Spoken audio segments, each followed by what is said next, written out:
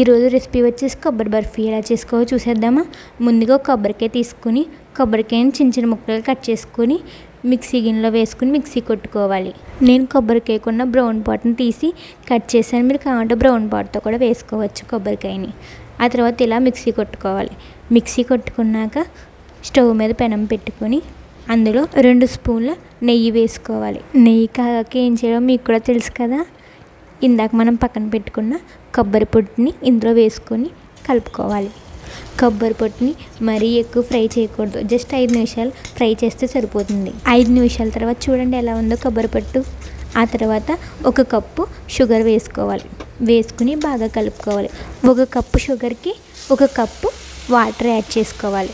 వేసుకుని పంచదార మొత్తం కరిగేంత వరకు అలా ఉడకనివ్వాలి. ఇందులో వేసుకోవడానికి యాలక్కాయ పొడి కావాలి కాబట్టి మనం దంచుకోవాలి కదా.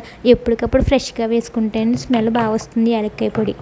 సో మీరు కూడా ఎప్పుడు కావాలంటే అప్పుడు ఫ్రెష్గానే నూరుకోండి. సూపర్గా ఉంటుంది టేస్ట్. నేను 2 యాలక్కాయలు వేసాను. మీరు దాన్ని బట్టి కొబ్బరికాయని చూసుకుని వేసుకోండి. నాకైతే 15 నిమిషాలు పట్టింది. మీరు చూసుకుని ఇలా నేను చూపిస్తున్న విధంగా అయిన తర్వాత యాలక్కాయ పొడి కొంచెం లైట్గా సాల్ట్ వేసుకుంటే టేస్ట్ బాగుంటుంది. ఏ స్వీట్లో అయినా లైట్గా సాల్ట్ మాత్రం వేసుకుంటే చాలా బాగుంటుంది టేస్ట్.